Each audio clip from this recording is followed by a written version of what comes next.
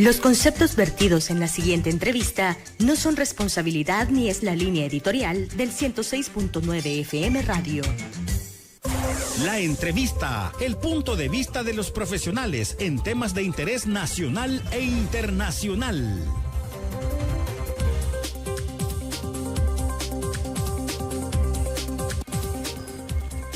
Buenos días, ¿cómo estamos? Espero que le estén pasando de lo mejor. Bienvenidos a Primera Vista, la entrevista con Francisco Gómez en la 106.9 FM Radio. Inmenso el gusto de estar con todos ustedes. 20 de agosto, ya se fue dos de las terceras partes del mes ya se han ido. Espero de que le estén pasando de lo mejor. Tráfico complicado porque hay varios accidentes, hay varias intervenciones de anda sobre las carreteras, varias cárcavas, hay varios retenes, varios gestores, en fin, hay mucho problema en las calles de San Salvador, hay mucho congestionamiento. Inmenso el gusto, insisto, de estar con todos ustedes. Estamos en A Primera Vista, la entrevista con Francisco Gómez desde la 106.9 FM Radio. Usted nos puede escuchar en internet. Sí, es que ese es el futuro, ¿no? Como dicen los señores de Dominio Creativo, el futuro hoy. En 106.9fmradio.net. Nos puede ver en YouTube y en Facebook como 106.9. Nos puede buscar. Suscríbase a nuestro canal de YouTube. Es donde más contenido tenemos para compartir con todos ustedes. Comparta, dele me gusta a cada transmisión y también escríbanos allí, comente. Al igual que en nuestro perfil o en nuestra fanpage en Facebook. Fran Durán está en los controles de la radio. Soy Francisco Gómez. Hoy tengo el gusto que una muy buena amiga de la radio está con nosotros. Hoy es ya la secretaria nacional de la mujer del FMLN, exdiputada, profesional, pero hay algo más importante, alguien con quien podemos hablar de todo lo que está pasando en nuestro país, porque conoce, como dicen las señoras y los señores, al dedillo lo que pasa en El Salvador. Anabel Belloso está con nosotros. Qué gusto, Anabel, que esté con nosotros. Bienvenida. Gracias, Francisco. Muy buenos días. Siempre es un placer poder compartir con toda la audiencia y además también quienes nos miran a través de los medios digitales de la 106.9. Siempre pues con la mejor de las disposiciones de poder conversar a través de ustedes con nuestra población, compartir, ¿verdad?, nuestros puntos de vista sobre los diferentes temas y la realidad que vive el país. Así que en la mejor de las disposiciones y qué bueno empezar este día con ustedes. Bueno, muchas gracias, Anabel.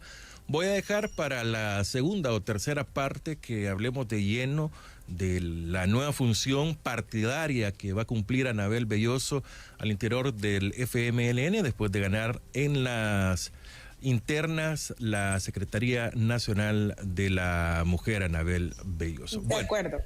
Anabel, El Salvador, hablamos con muchos invitados, todos los días le dan noticias a uno, todos los días se mueve y hay muchas cosas que podemos ver, hablar, que no nos gusten, que sí nos gusten, que sean o no convenientes para el país. Pero el tema del endeudamiento es inmenso y me quisiera remontar al momento de la pandemia, aunque el endeudamiento real que exigían comienza desde aquel 9F en el cual usted era funcionaria como diputada de la Asamblea Legislativa. Pero se ha destapado de que durante la pandemia un intermediario ganó mucho dinero o era el que hacía ganar mucho dinero a otras personas. Pero de que, ejemplo, $7 millones en leche fue comprado. ¿Y sabe cuál es el problema? Que nunca vino al país, no se supo nada.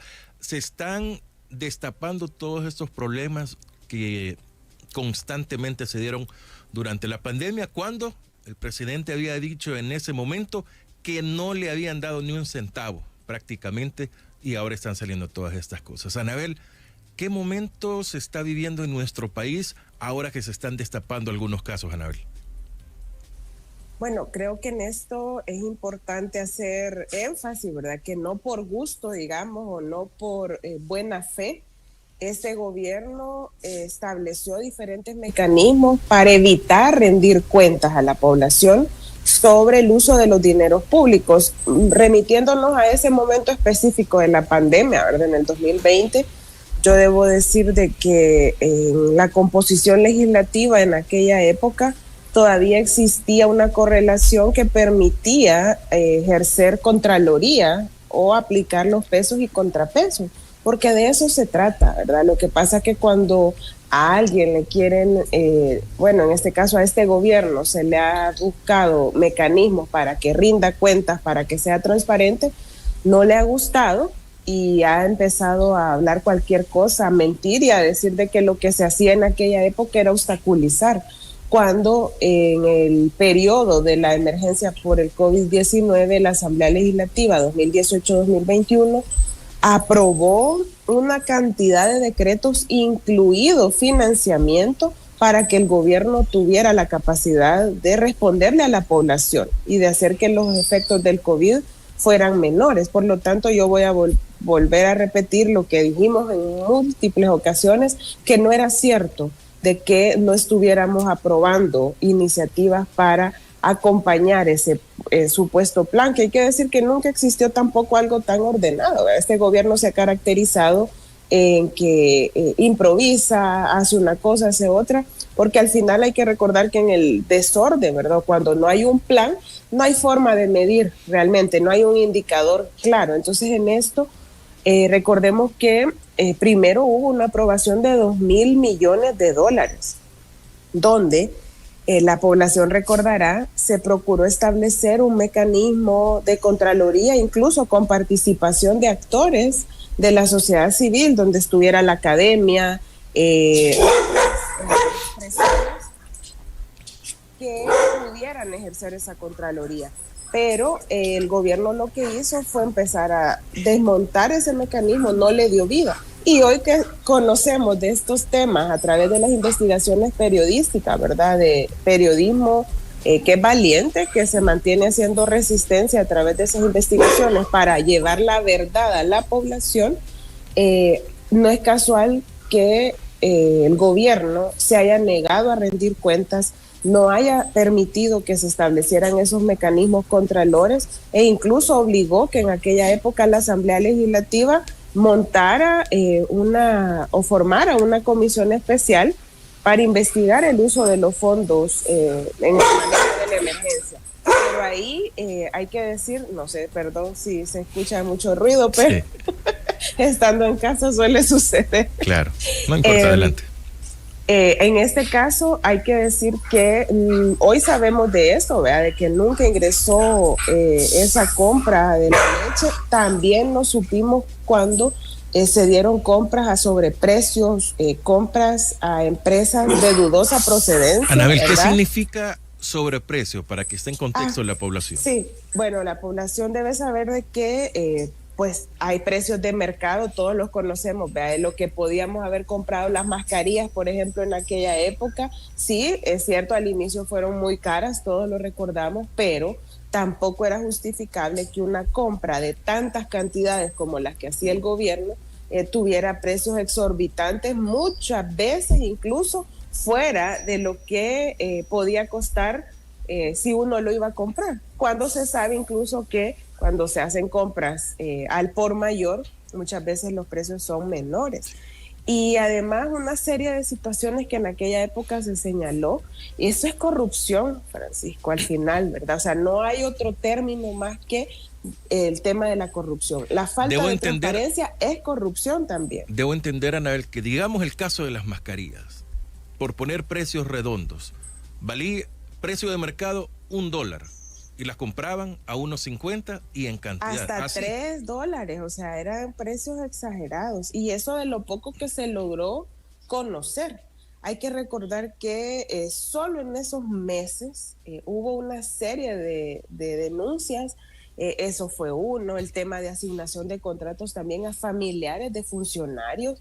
Díganme, ¿qué es eso? O sea, ¿cómo se califica? Es corrupción, o sea, es favorecer a un familiar de un funcionario con una asignación de un contrato, y eso se supo alrededor del ministro de Salud, que ahí sigue siendo el ministro, ¿verdad? Bueno, hasta una ley que se aprobó ya en el periodo pasado, ¿verdad? Recordarán que llevó el nombre del ministro porque Obviamente era una ley que legalizó la corrupción y buscó justamente a través de sus mecanismos ocultar la verdad y también quitar responsabilidad ante ese tipo de decisiones, porque acá, ¿quién tomaba esas decisiones? ¿Quién realizaba esos procesos? Y fíjense que ahí esa ley que está todavía obviamente vigente y otras reformas que vinieron después le quitaron responsabilidad a los funcionarios que son quienes al final también toman decisiones y deben tener un nivel de responsabilidad ante estos actos de corrupción,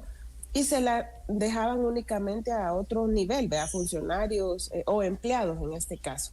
Y obviamente eso era para protegerse ellos, porque saben todo lo que han venido haciendo, y no de ahorita, sino que como muy bien lo señala esta investigación que se conocía el día de ayer, desde el marco de la pandemia. Luego hay que recordar que hubo asignaciones para los supuestos centros de contención, que hay que recordar que al final fueron centros de contagio, donde eran los dueños de los hostales, de los lugares, eran familiares también de los ministros. Entonces, una serie de situaciones que hoy uno dice, pues con razón, vea, estos no han querido nunca rendir cuentas, no liquidar al final muchos de estos presupuestos que hay que decirlo, tenían esa obligación porque con esas condiciones, digamos, se aprobaron.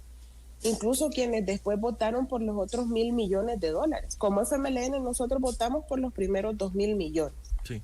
Claro, cuando vimos la negativa del gobierno de rendir cuentas o de decir, sí, que esté ese comité veedor, hasta así creo que era el nombre que se le puso en la ley, ¿verdad? Cuando ellos se portaron de esa forma tan irresponsable, porque hicieron fiesta al final con el dinero de la gente, porque esa deuda, ¿quién la paga? Al final la paga el pueblo. Y en este caso nosotros dijimos, bueno, si ya están esos dineros, no han rendido cuentas, ¿qué va a pasar si se aprueban otros 1,000 millones? ¿Verdad? Pero aún así, ellos hubo una aprobación y fueron 3,000 millones los que se aprobaron. Por eso no es cierto y es lamentable y condenable que a estas alturas muchos, en ese discurso de mentiras y de odio que repiten, siguen diciendo a veces que no se apoyó el tema de la pandemia desde la Asamblea, y eso es falso. Ahí está, nosotros procurábamos informar siempre. Lo que pasa que lo que no les gustaba es que se establecieran mecanismos de contraloría y transparencia para que rindieran cuentas. Y vemos cómo han seguido en esa lógica y en esa dinámica en todos los temas. O sea, en cualquier otra aprobación, digamos, o en el funcionamiento mismo del Estado a través de sus instituciones, vemos cómo el pan de cada día es, no, esa es información reservada. Eso tiene un carácter de reserva hasta por 7 años. Y por eso es que de aquí a que pase ese tiempo, si no es que prorrogan la reserva, ¿verdad? Porque como les vemos en ese afán de perpetuarse en el poder, pues las cosas las vamos a ir conociendo gracias a este tipo de investigaciones, y no porque el gobierno diga, ¿verdad?, que así fue o que así usó el dinero de la gente. Y aquí es tan lamentable porque es el dinero de la gente, pero además en una situación tan crítica donde muchas familias se la vieron tan mal, perdiendo quizás a un ser querido, pero además complicadas porque perdieron su empleo, una fuente de ingresos, no tenían quizás ni qué comer. Pero el gobierno sí comprando fuera, en paraísos fiscales, a empresas de papel donde nunca vino la supuesta compra que era para beneficiar a la gente. Entonces es una acción realmente que no tiene en este caso perdón, ¿verdad?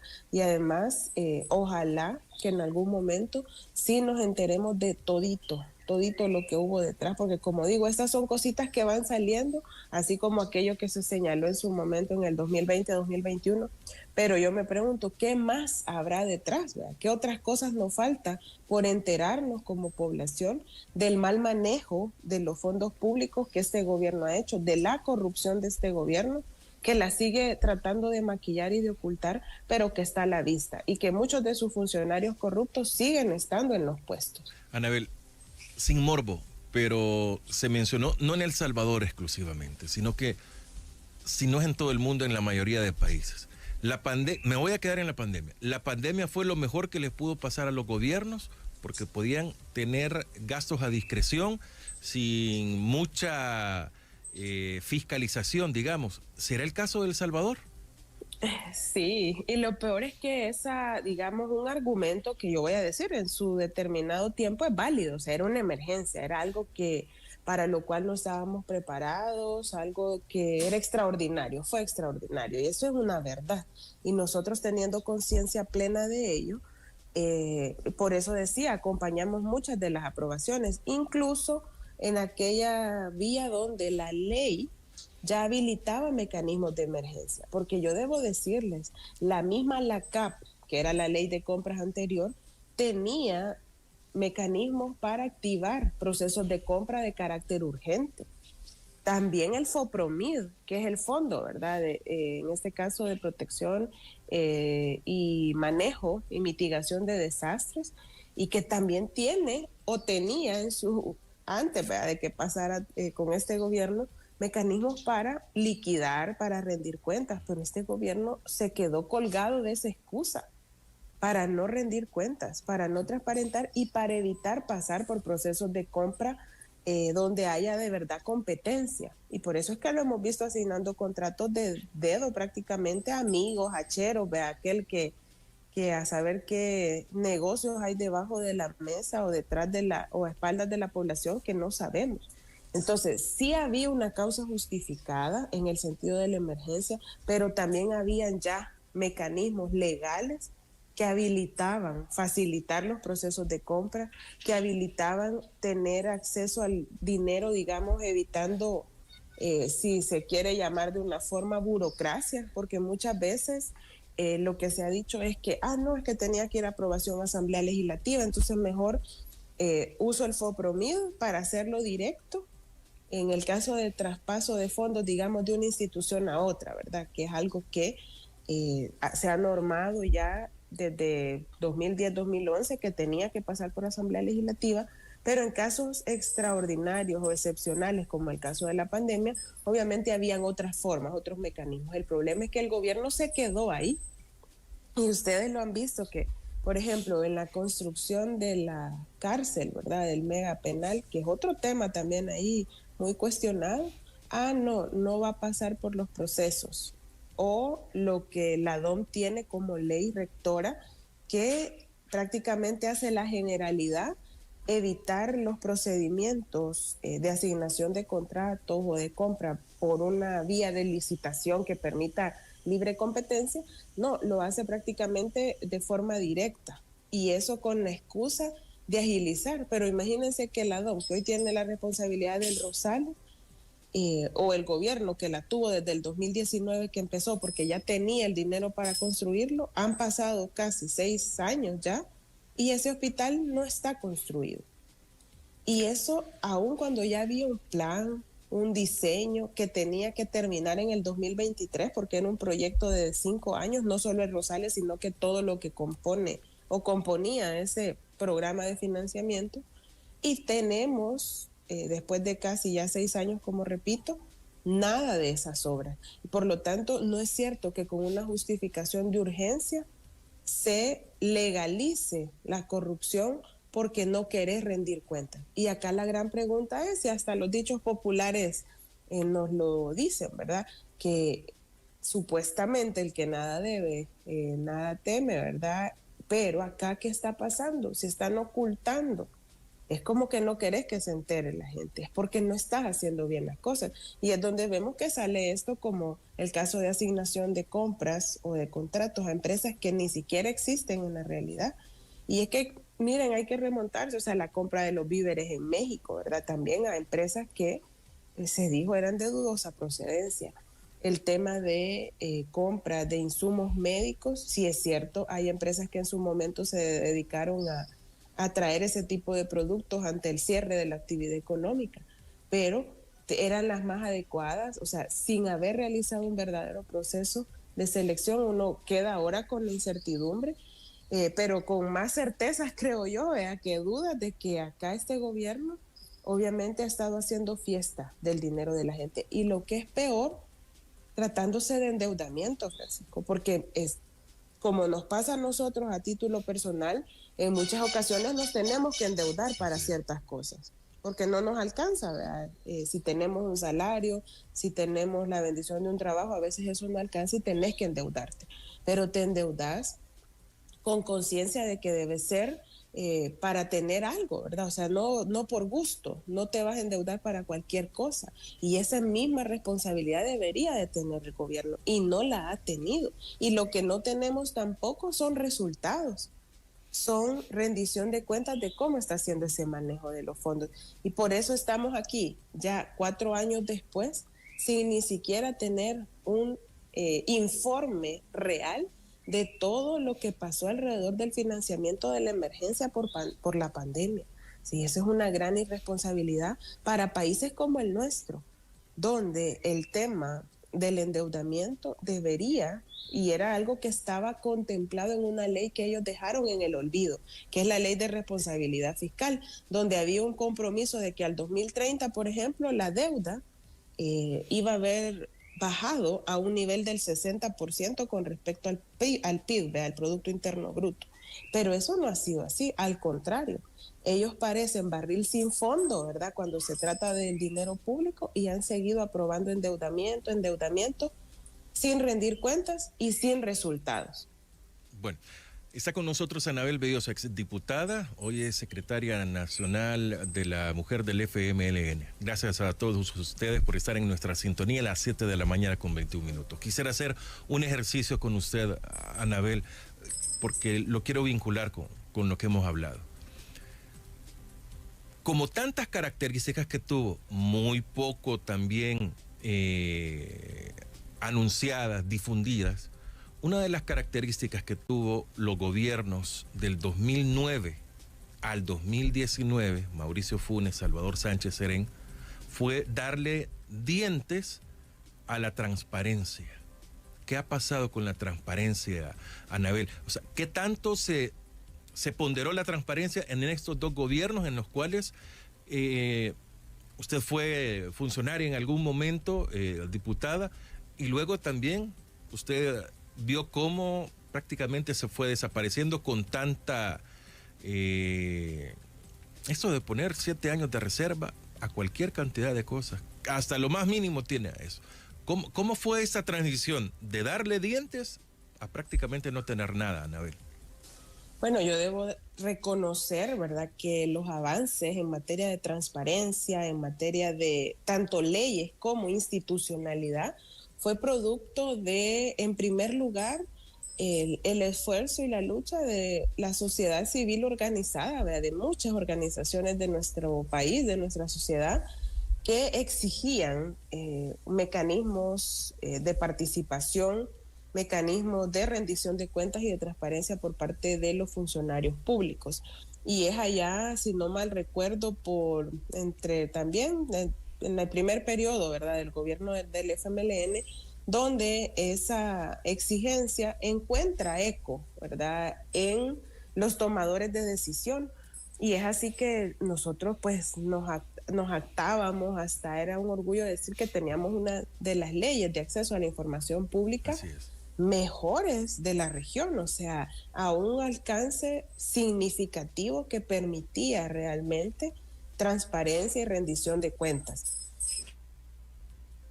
En este caso, en esa misma ley nace el Instituto de Acceso a la Información Pública, ¿verdad? También una entidad que cumplía un rol muy activo en cuanto a la garantía de este derecho.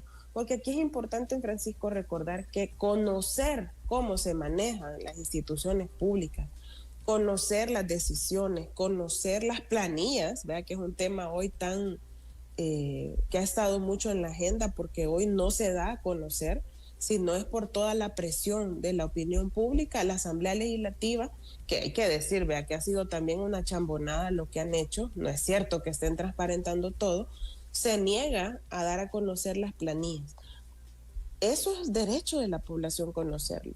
Y toda esa, digamos, hasta ahí listado, ¿verdad?, de qué información sí debe ser pública, cuál realmente puede representar un riesgo y debería ser reservada. Pero hoy este gobierno, a partir de que llega en el 2019, empieza a desmontar todos esos avances. y que hay que decir que, como repito, nos habían colocado como uno de los países con mayor transparencia y mecanismos de rendición de cuentas y de participación ciudadana para ejercer Contraloría, algo que hoy por hoy tampoco ya no existe. Recordemos que una de las primeras acciones que tomó o decisiones que tomó este gobierno, hoy inconstitucional, vea, cuando fue su primer periodo, fue desmontar secretarías, y una de estas era la Secretaría de Transparencia, Participación Ciudadana y Combate de la Corrupción, que dependía directamente de la Presidencia de la República. Y eso no era solamente una oficina, Francisco. Tenía un nivel territorial muy bueno, donde se habían montado, organizado, en este caso, mecanismos de Contraloría Ciudadana, las asambleas ciudadanas, ¿verdad?, que habían hasta el nivel municipal. Todo eso se abandonó. ¿Por qué? Porque al final a este gobierno obviamente no le gusta que existan ojos fiscalizando lo que está haciendo, porque está metiéndole mano a los recursos públicos, porque Anabel, no ejecuta políticas públicas. ¿Dónde queda aquella famosa consigna? Porque eso se ha conquistado, o sea, sí, por muchas peticiones, por organizaciones, pero ¿dónde queda aquella consigna de lo conquistado no se entrega?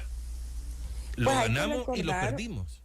Sí, Francisco, de que este gobierno, a la par del desmontaje institucional, del debilitamiento de las mismas leyes, que yo debo recordar acá, que hubo intenciones de hacer unas reformas a la Ley de Acceso a la Información Pública que generaron mucho cuestionamiento y quedaron ahí en el limbo, así como pasó también con aquella famosa propuesta de la Ley de Agentes Extranjeros, sí, porque fue casi en la misma época, ¿verdad? Quedó ahí. Pero lo que pasa que en la práctica lo han venido haciendo, o sea, ya no necesitaron ni siquiera lo de la ley, ¿verdad? Que era el desmontaje de la reforma de muchos artículos en la Ley de Acceso a la Información Pública, que iban prácticamente a legalizar lo que hoy por hoy les ha importado poco, ¿verdad? Y lo han venido dejando de aplicar. A la par de todo eso, ellos y este gobierno inconstitucional sabemos que ha instaurado mecanismos de persecución, mecanismos de amedrentamiento que obviamente hacen que mucha gente se la piense 1, 2, 3 veces antes de hablar o cuestionar, porque está ahí una realidad, la amenaza latente de que si cuestionas, si sos un vocero, digamos, que denuncia, que se está pronunciando constantemente en contra de las malas decisiones que tiene este gobierno, sos un candidato perfecto a sufrir persecución, y si no es que hasta ir a parar a la cárcel de manera injusta, porque ya lo han hecho con líderes, ¿verdad? Que su gran pecado ha sido ponerse a defender derechos en sus territorios, en sus comunidades, en sus diferentes sectores. Entonces, esa es una realidad que tiene el país y que es bueno que la señalemos siempre para que el mundo lo sepa, ¿verdad? Que no es cierta esa imagen que a pura propaganda y percepciones este gobierno quiere vender y transmite día a día, bombardeando con tanta publicidad, que hay una realidad en el pueblo que es la que no se dice. Y esto pasa también con muchas de esas organizaciones. Yo no voy a justificar, porque creo que hay otras que nos dan ejemplo de resistencia, ¿verdad? Que siguen ahí al pie haciendo resistencia a pesar de todos esos riesgos que corren y que tienen día a día, y que están señalando siempre las injusticias, los abusos de poder, la violación de derechos humanos. Hay otras que yo quisiera creer que solo eso está de fondo, ¿verdad? Que quizás en otras épocas fueron de las muy beligerantes con nuestros gobiernos exigiendo transparencia, pero que hoy se callan. ¿O será porque hay que también uno tener o pensar en todos los escenarios, que al final de cuentas ya están al lado de quien hoy está cometiendo todas esas ilegalidades? Anabel, o que por intereses muy particulares hoy se callan y ya no dicen nada, porque uno se pregunta, sectores que durante nuestro gobierno fueron tan beligerantes, que exigían transparencia, que estaban ahí bien activos, como el caso, por ejemplo, de muchas gremiales de la empresa privada, hoy no dicen nada. O es que ya están, en este caso, plegadas, ¿verdad?, a la agenda de este gobierno inconstitucional, o porque comparten intereses, obviamente no dicen nada. Entonces, esa sí es una pregunta que queda, ¿verdad? Pero yo creo que esa puede dar para mucho análisis y debate. Pero con el tema de la transparencia y la rendición de cuentas, hay que decir que ha sido un retroceso grave. Y yo he visto como indicadores internacionales, ¿verdad?, que van midiendo año con año a los países en su nivel de acceso a la información pública, en su nivel de transparencia. Lo que nos ha venido pasando como país a El Salvador es que cada vez vamos en los rankings, en esas listas, ¿verdad?, en posiciones más abajo, porque el retroceso es grande. Y no solamente en este caso, la afectación es para la población, hay que decirlo. O sea, no es solo aquel que llegue y pide una información directamente a una institución, sino que es de manera generalizada para todos y todas. Anabel es Belloso. Un derecho que se le está violando a la gente. Anabel Belloso, usted como exdiputada, bueno, con una trayectoria ya dentro del ámbito legislativo del primer órgano del Estado, todo esto que se está hablando de las plazas, no quiero juzgar las funciones, eso es otra cosa, pero sí, ¿cómo es el manejo del presupuesto, por lo menos en su gestión como diputada? ¿Es a discreción del diputado? ¿El diputado pone el salario, depende del presupuesto que le hayan asignado? ¿Quién se lo aprueba? O sea, todo este proceso, ¿cómo es? ¿O será que para esta legislatura ya se cambió? Bueno, yo debo decir que en primer lugar, en mi primer periodo, ¿verdad?, 2018-2021, y esa es una característica que el FMLN tenía, que el manejo presupuestario era de forma colectiva, ¿verdad? Al menos hasta el 2021 fue así, y soy muy clara y transparente. Nosotros incluso publicamos, y voy a hablar en el caso de Dina y en el mío, en su momento nuestra planilla para 2021-2024, y hay que decir algo, en honor a la verdad y para que la gente sepa también. Esa asignación de la que tanto se habla, ¿verdad?, ese monto para contrataciones, no es que le llegue a uno como diputado y diputada de manera, mira, aquí están estos, ahora 14,000, ¿verdad? Bueno, hoy ya lo hicieron el show y lo bajaron supuestamente, habrá que ver si es cierto. Pero antes del 2021, esa asignación para los grupos parlamentarios era en un promedio de 12,000 por diputado, ¿verdad? De $12,000 por diputado. Pero como repito, no es un dinero que llegara ni siquiera a física, como decir, el papel moneda, pues que le llegara a cada partido, a cada grupo. No. Es un monto que te informan de parte de la Junta Directiva que es el que vas a tener asignado.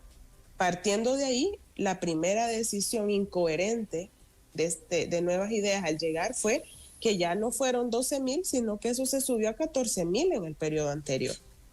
Y yo voy a recordarles que nosotros lo que recibimos fue una nota de parte de la Gerencia de Operaciones Legislativas, donde se informaba el monto total. Y ya uno ahí dedujo, si lo dividís es tanto, por diputado o diputada. Pero a lo que iba al principio, quizás para terminar con esto, es que en un inicio el FMLN, y yo entiendo que eso fue desde el 94 que empieza su participación como partido dentro de la Asamblea, es que se hacía de manera colectiva, es decir, un diputado o diputada compartía secretaria, por ejemplo, ¿verdad? El caso de las asesorías eran por temas o por áreas, por comisión, y no es que hubiera una asignación individual. Igual el tema de las comunicaciones era colectivo, en fin, todo fue de esa forma, al menos del 94 hasta el 2021. ¿Qué pasó en el 2021? Hay que recordar que pues nuestro grupo parlamentario era de 4, ¿verdad? Y en esta dinámica actual, donde el quehacer legislativo es más digamos, requiere el tema de comunicaciones desde otra visión, ¿verdad? Por lo mismo que hemos dicho que hay que estar comunicando permanentemente, el manejo de las redes, se decidió que cada quien iba a proponer un equipo, en este caso de apoyo, y otras cosas iban a ser colectivas. ¿Qué pasó? Al final, esas son decisiones administrativas que corren por cuenta de quien coordina o dirige los grupos parlamentarios. ¿Qué hicimos en este caso? Y yo puedo hablar con propiedad porque conozco de primera mano el caso de Dina y el mío, por ejemplo. Dijimos, este equipo de secretaria, ordenanza, en el caso de asistente y el tema de comunicaciones, fotógrafo, y el caso del manejo de redes. Era un equipo pequeñito donde el presupuesto para ello no superaba los $6,000. En el caso de mío, creo que de DIN incluso era menor.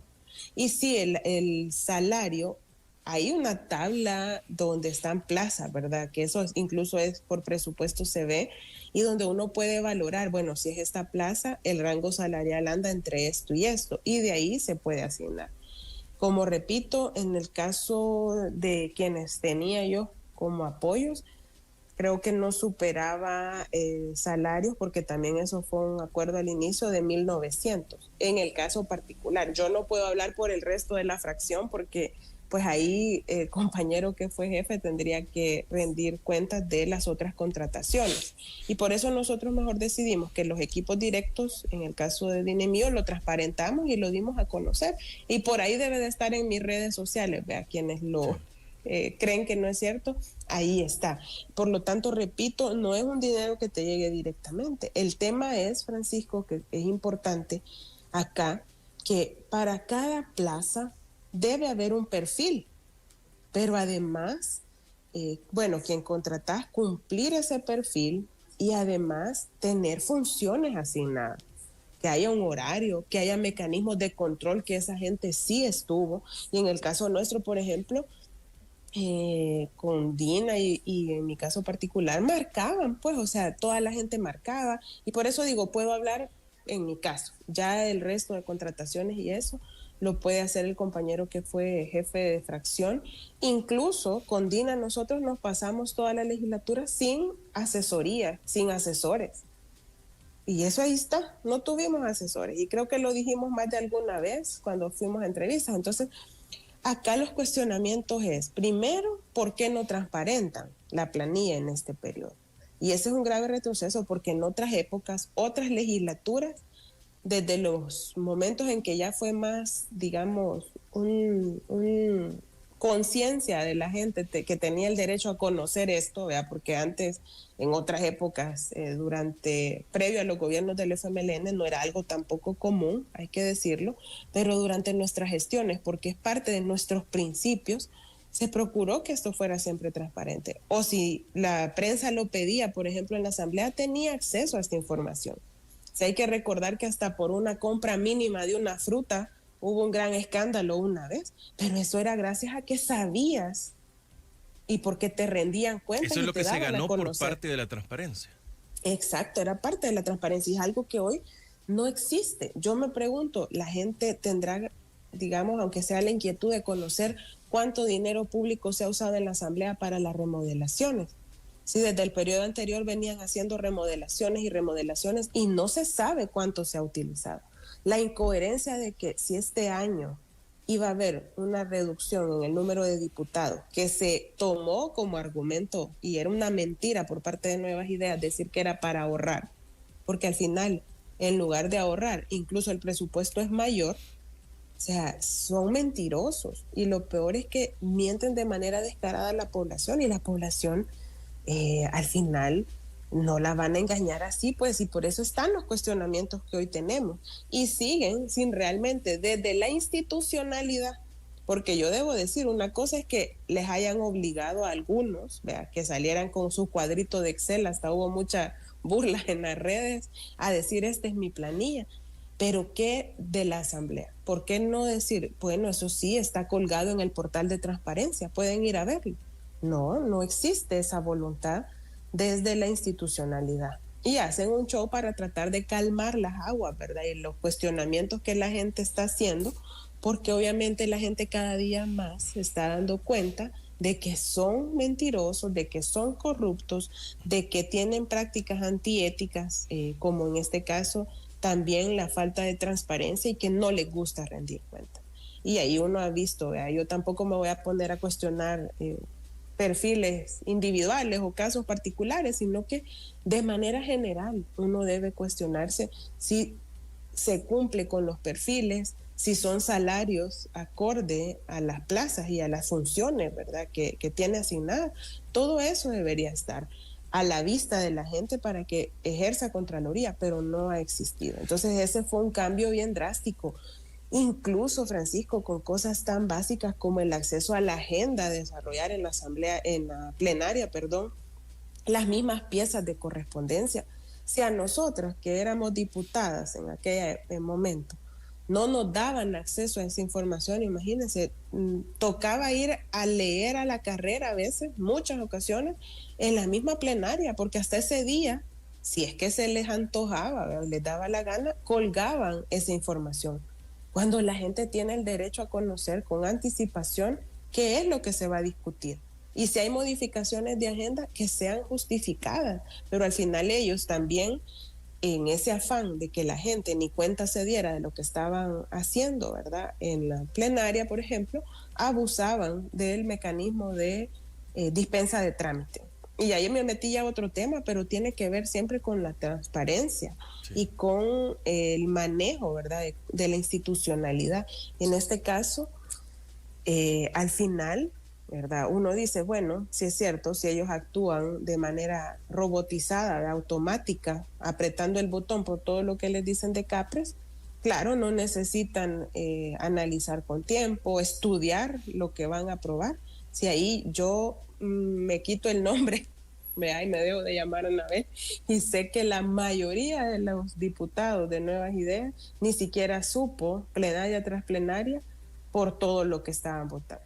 Anabel, y eso es lamentable porque al final la gente es la que paga las consecuencias. Usted dentro de esta explicación mencionaba que junto a Dina no llegaban ni a $6,000, no sé, ahí anda. Mi pregunta es, después de estos cuadros de Excel que nos han presentado, todos andan de 8,300 a 8,500. En el caso de ustedes, el presupuesto que no utilizaban, ¿qué pasaba con ese dinero? ¿Se perdía, lo ocupaba la fracción o simplemente regresaba a junta directiva? Bueno, ese es un buen punto, Francisco. Voy a hacer dos respuestas. Primero, del 2021, antes del 2021, el presupuesto, al menos como grupo parlamentario, yo sé que nunca se ha usado la totalidad del presupuesto. Y eso queda a discrecionalidad de la junta directiva de la Asamblea Legislativa, ¿verdad? No es algo que te van diciendo, ay, vas teniendo un ahorrito, no, eso está ahí. Y si no se utiliza, pues en todo caso la Asamblea es la que hace el uso discrecional, me imagino, de eso. Hablando en términos de institucionalidad, y obviamente quien decide en temas administrativos es la Junta Directiva. Por eso tampoco pueden alegar ignorancia sobre ese tema. Eso por un lado. ¿Qué pasó del 2021 para acá? Pues como yo también decía, al final de eso que no utilizábamos de manera particular o individual, cada uno obviamente estaba ese bolsoncito, digamos, de remanente. Y es lo que yo decía, no sé hasta qué monto límite se utilizó, porque lastimosamente tampoco nunca tuve acceso a ese dato dentro del grupo parlamentario. Yo creo que eso nosotros lo dijimos en su momento, lo señalamos, pero por eso decía, sería el compañero que debería explicar en todo caso qué pasó con eso.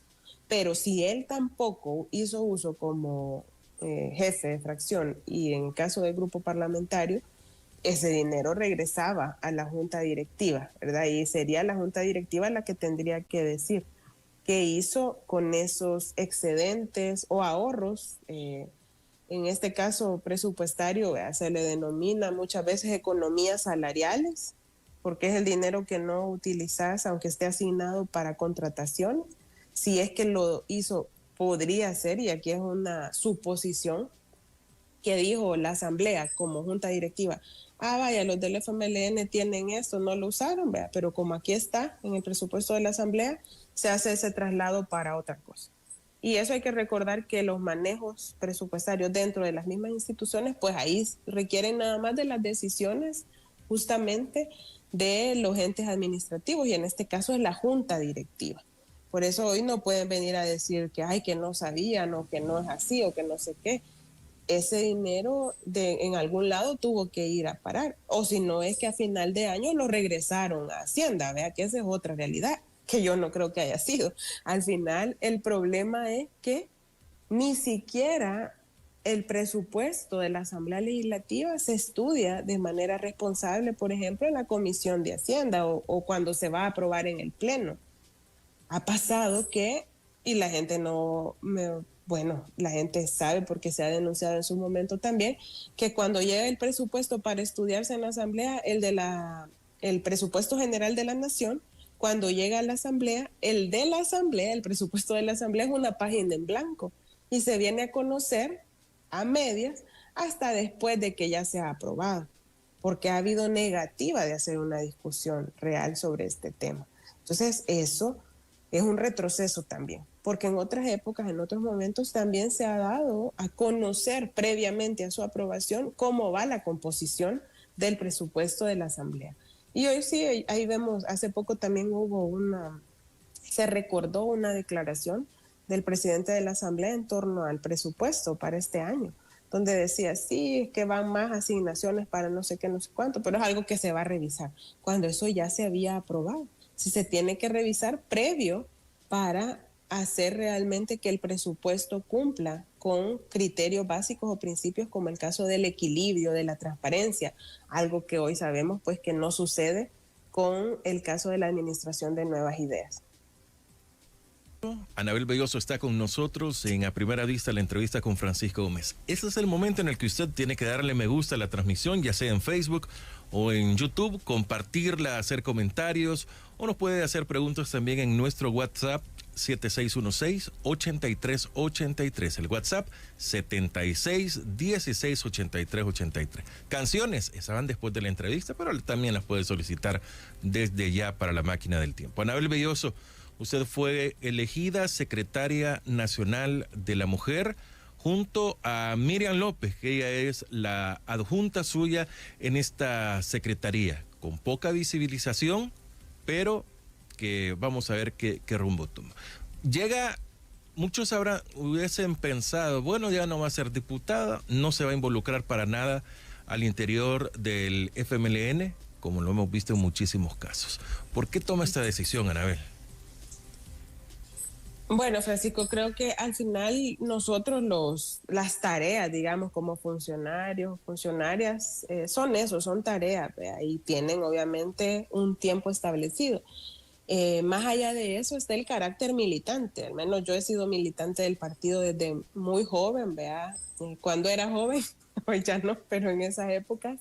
Y es un tema de convicción, ¿verdad? De compromiso, de sueños, de utopías, ¿verdad? Si lo vemos así, de creer que la organización, estar activo, militar, buscar aportar desde diferentes espacios, hacer incidencia, pues obviamente es parte de esa tarea militante. Y hoy en este contexto, donde justamente coincide para el partido que el año 2024 recién salir de un proceso electoral a nivel nacional, también coincidía con la elección de tus autoridades internas, lo vi como una oportunidad, teniendo en cuenta todo pues lo que ha venido, digamos, pasando, ¿verdad?, en los últimos años, y que requiere tener mucha claridad del contexto que vivimos para buscar aportar desde el espacio que corresponda. Y en el caso específico del tema de la Secretaría de la Mujer, pues como mujer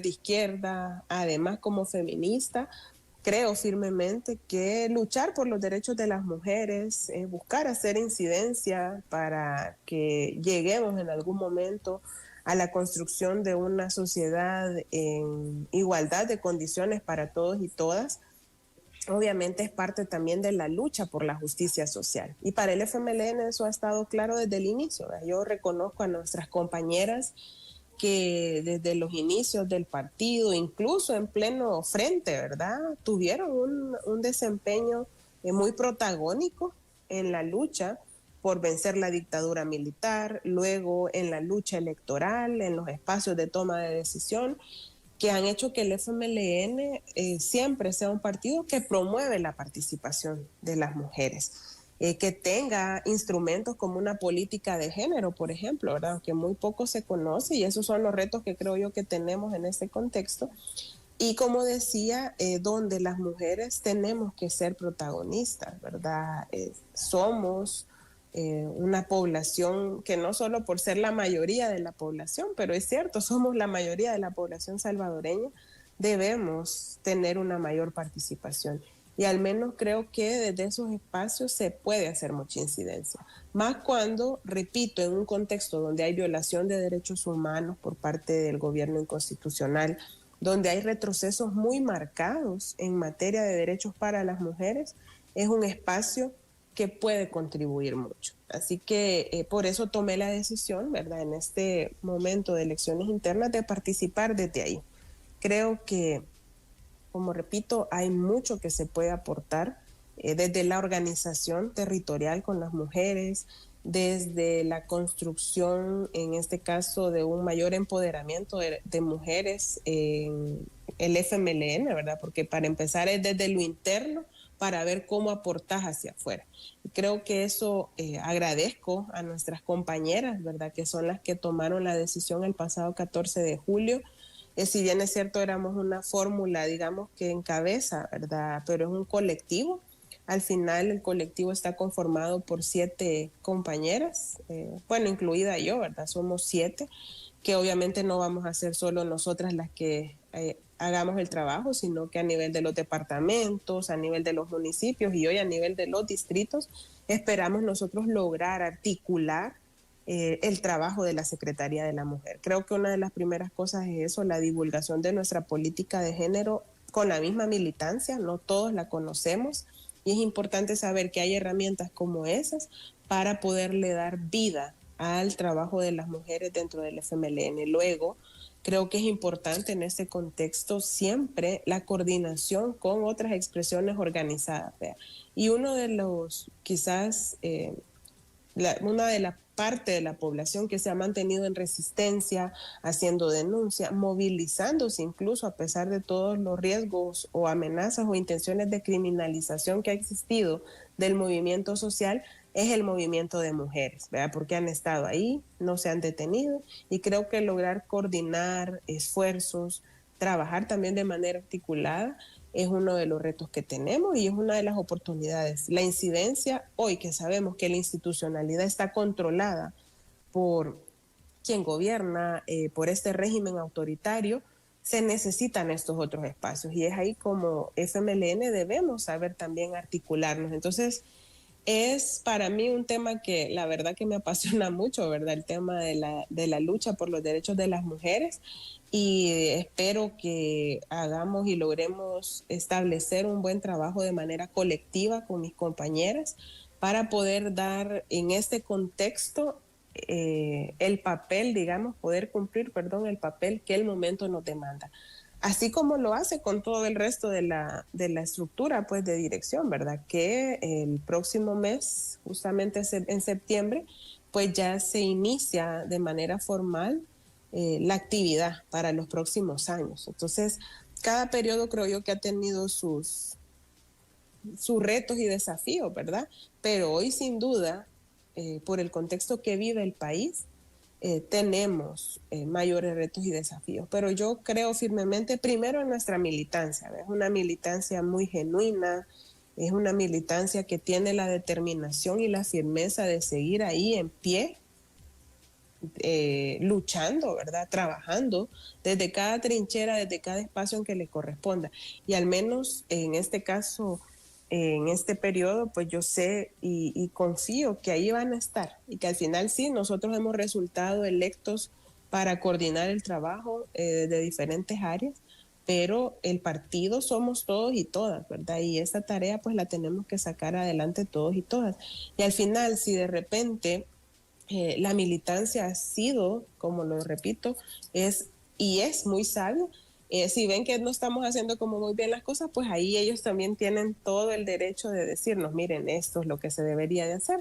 Y hacer esta tarea juntos, como repito. Y desde la Secretaría de la Mujer, pues yo tengo muy buenas expectativas. Hay compañeras que coinciden en su militancia en espacios también de organización de mujeres, ¿verdad? Y que tienen una gran experiencia organizando desde los territorios, formándonos también, porque ese es otro de los grandes retos que tenemos, ¿verdad? La formación para generar autonomía en el caso de las mujeres.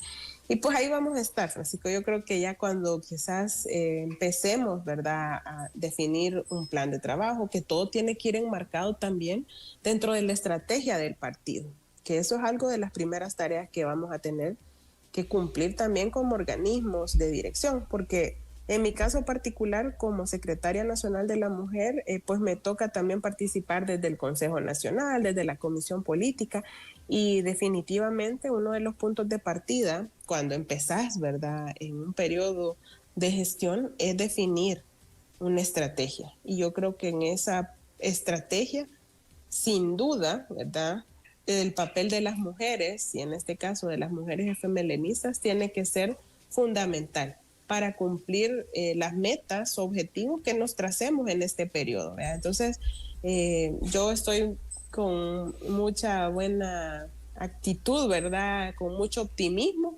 de que vamos a lograr establecer un buen trabajo, que vamos a poder llegar a los diferentes departamentos y fortalecer el trabajo de las mujeres desde el FMLN. Bueno, comentarios por WhatsApp. Me gusta la entrevista con la ex diputada Anabel Belloso. Adelante, FMLN. Anabel, ¿usted por qué no continuó como diputada? Sí compitió, pero la nueva aritmética ya no. No permitió. Exacto. Era la intención. David Guandique, buen día Francisco y su invitada Anabel. Yo escucho la 106.9 desde Costa Rica. Gracias. Luis, lástima que ella ya no es diputada. Sin duda es la que tiene más claras las ideas. Carlos, yo voté por usted para diputada. Mi voto fue desde Nueva York. Ah, mire, qué bueno. Gracias. Manuel nos dice, lo que sucede es que este gobierno es que el eslogan debió ser, cuando nadie roba, me queda más chance para robar. Atajo de corruptos. Dice su amigo Cayetano Orellana Cruz. Saludos Francisco y Anabel. Mari Carmen, buenos días, excelente invitada. Judy Ram, ¿cómo está de famosa actualmente la asamblea? Den gracias a Dios ustedes, Anabel, de no estar allí en ese gran nido. Ricardo, es que que no es gobierno, solo cosas de maquillaje hace, el cascarón del Hospital El Salvador, esos juegos centroamericanos, esta payasada de la Miss. Rudy todavía es muy joven, Anabel, y la queremos seguir viendo en los medios. La gente prefiere elegir diputados torpes, ignorantes, mañosos, corruptos, y no elegir profesionales cultas como Anabel. Anabel, un abrazo desde Australia, creo mucho en ti. Gracias, Anabel, gracias a todos los que están escribiendo. En WhatsApp, Anabel, la Secretaría de la Mujer, ¿para qué sirve? Solo ustedes pierden el tiempo creyendo esas cosas. Bueno, qué mal comentario entre todo lo hay positivo. Hay de Anabel, todo. ¿qué significa cuando dice mucho el género, que inclusión? O sea, ¿a qué se refiere, Anabel? Bueno, dentro del que FMLN, estamos claros, estamos hablando dentro del FMLN. Claro, y por eso yo decía, uno de los principales quizás objetivos que tenemos para este periodo, y eso es porque ni siquiera todavía, digamos, hemos definido el plan de trabajo, pero como decía, la importancia del fortalecimiento del partido con la organización de mujeres, es decir, más mujeres dentro del FMLN, que aquellas mujeres que están desde los territorios, son militantes, realmente tengan, ¿verdad?, la oportunidad del acceso a formarse. En el caso de nosotros, siempre hemos promovido, como dije al inicio y ahora lo repito, una mayor participación de las mujeres. El FMLN siempre se ha caracterizado por eso, y fíjense que muestra de ello es que en las últimas 2 legislaturas éramos más mujeres.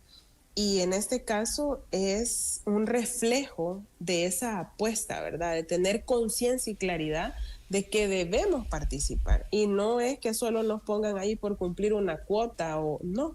Y está bien, las cuotas creo que nos han permitido avanzar como país, sobre todo en aquellos partidos que son tan conservadores y que no permiten una participación realmente activa de las mujeres. Pero hoy en esto, al menos como FMLN, nosotros siempre lo hemos procurado. Hemos tenido destacadas compañeras en diferentes áreas, ¿verdad? Y que han tenido la oportunidad de estar tomando decisiones, de dirigir, de coordinar espacios.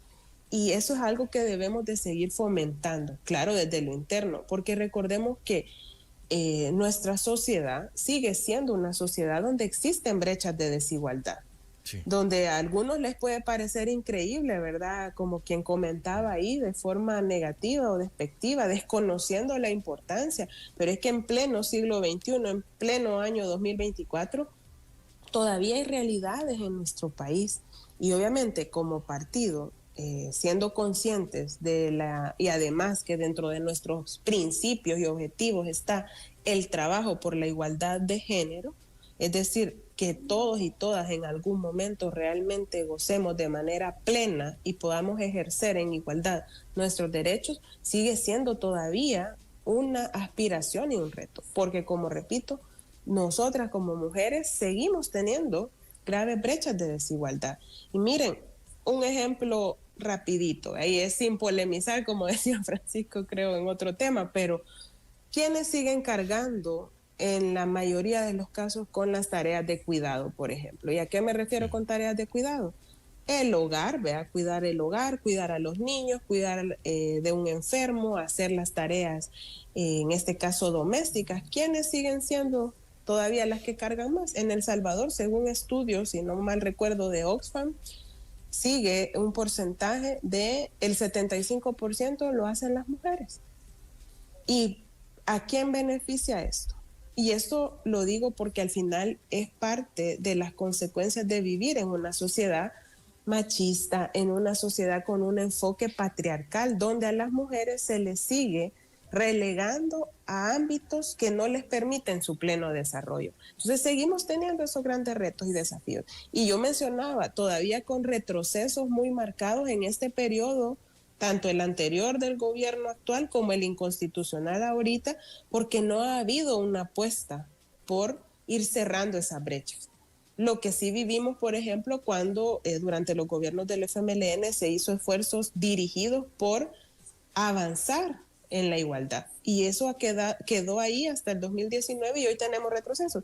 Claro, hay que iniciar adentro, ¿verdad? Hay que iniciar desde el partido, porque aunque somos un partido de izquierda, somos un partido que ha procurado promover la participación de las mujeres, yo debo decir, nuestro padrón todavía no es paritario, ¿verdad? No es 50 y 50, somos menos mujeres, fíjense, al contrario que la sociedad.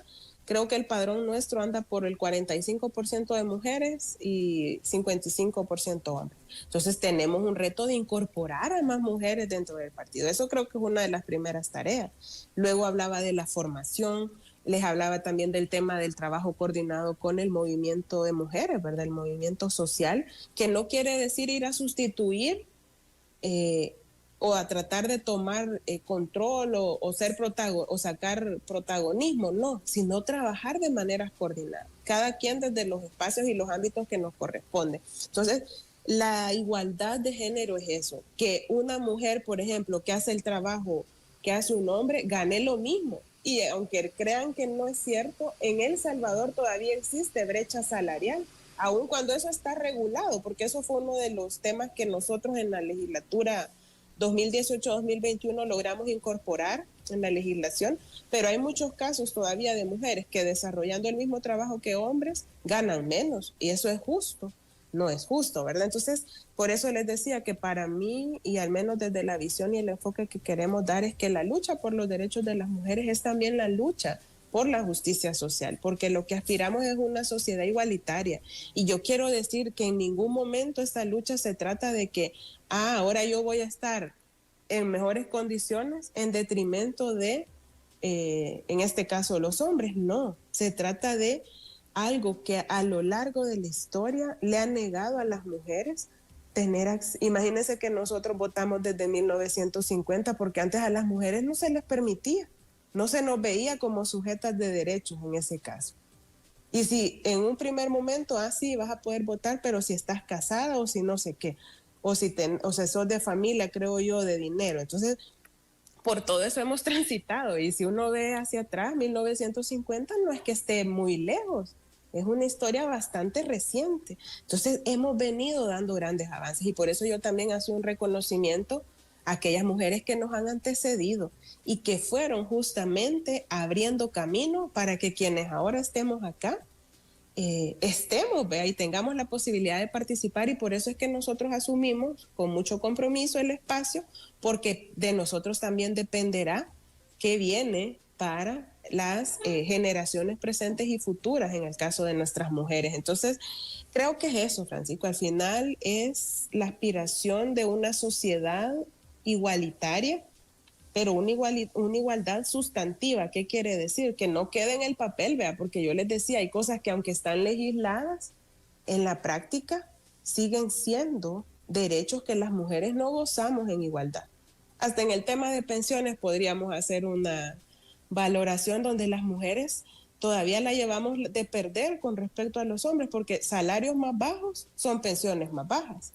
Además que cotizas, obviamente por el tema de la edad, ¿vea? Se retira 5 años antes las mujeres, el ahorro es menor, o sea, hay una serie de situaciones. Las incapacidades por maternidad a veces no las pagan los patronos, en fin, hay una serie de cosas que, aunque nos parezca increíble, o a algunos les parezca increíble, realmente son la realidad que viven las mujeres, las que menos acceso a empleo tienen, en fin. Otro día creo yo que vamos a hacer, ya cuando estemos instaladas como secretaría, Francisco, agradeceré un espacio para que podamos conversar también más a fondo, y no solamente a lo interno del partido, como digo, sino que también esta secretaría tiene una misión de buscar hacer incidencia y además propuesta, que es algo que nos ha caracterizado siempre a nosotras, ¿vea? Cuestionamos, denunciamos, pero además como FMLN siempre hemos propuesto alternativas, porque es lo que buscamos, que la gente nos identifique justamente como una alternativa. Le quiero expresar algo, y eso es para finalizar, y sin comentarios de su parte, no se lo vamos a permitir, le vamos a coartar,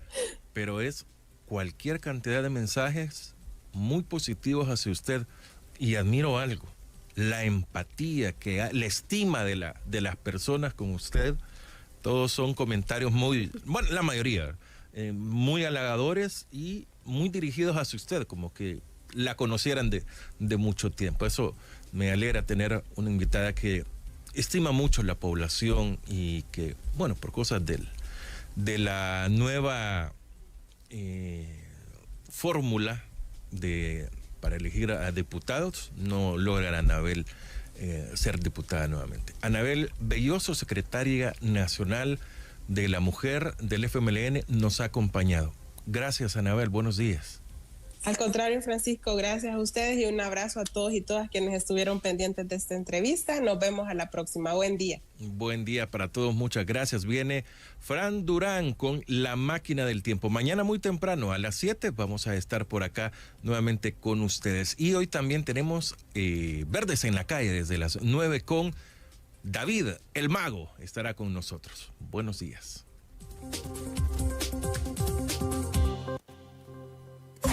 La entrevista, el punto de vista de los profesionales en temas de interés nacional e internacional. Los conceptos vertidos en la entrevista anterior no son responsabilidad ni es la línea editorial del 106.9 FM Radio. A primera vista, con Francisco.